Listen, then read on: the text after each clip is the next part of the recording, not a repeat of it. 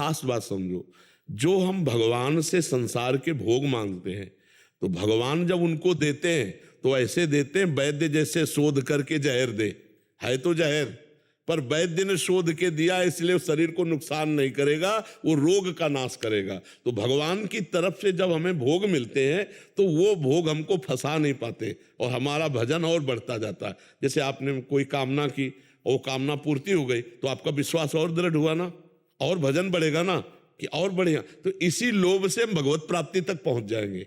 शुरुआत करें, एक राधा नाम की कीमत पूरा त्रिभुवन नहीं है। तो अगर हमको कुछ भगवान दे देते हैं तो क्या वो नाम की कीमत दे दी? क्या नाम तो हमारा पूरा जमा है, उसको हमने बेच थोड़ी दिया है। नाम का वो ब्याज है, ये जो कामना की पूर्ति होगी ये ब्याज है, क्योंकि ये माया है और वो सच्चिदानंद नाम है, वो तो मूल जमा ही है, वो अनंत जन्मों तक तुम्हारा को सुरक्षित रखेगा। एक नाम ले लिया है तो तुम्हें बचाएगा, संकट से बचाएगा, विपत्ति से बचाएगा। तुमसे सच्ची कह रहे, नाम में अपार सामर्थ्य है। तुम किसी भी बहाने से ले, लोभ लालच जैसे ले, पाप नष्ट करने के लिए, दुख नष्ट करने के लिए नाम शुरू कर दो, तुम्हारा मंगल हो जाएगा। महर्षि, इसमें एक भाव था, जैसे एक माता को पता होता है कि उसके बच्चों को क्या, वो उसकी मांग कुछ भी हो सकती है, वैसे कभी कभी क्या होता है, नाम जप किया, साल तक करते रहे किसी मनोकामना की पूर्ति के लिए, भगवान ने पूरा नहीं किया, तो उसमें हमारा क्या भाव रहना चाहिए इसके बाद भी? नहीं, अगर आप नाम जप करो, भगवान पूरा नहीं किए और सही ईमानदारी से नाम जप कर रहे हो, तो आपके अंदर इतना आनंद भेज देंगे कि जिस कामना को आप कर, तो आपको लगे अपने आप ज्ञान आ जाएगा कि भगवान कोई मंगल विधान कर रहे हैं इसीलिए पूरा नहीं हुआ। नहीं, हम आपको सच्ची कहते हैं, फोन करने में तो देर है क्योंकि कब उठाएगा, इसके पहले भगवान बात सुन लेते हैं। अगर ईमानदारी से सच्चाई से नाम जप कर रहे हो, भगवान से अपनापन है, तो हमने हजारों बार ये देखा है, हजारों बार, तुमको विश्वास के लिए कह रहा हूं। कई बार तो ऐसा हुआ कि अगर सेकंड में चूक हो जाती तो प्राण निकल जाते।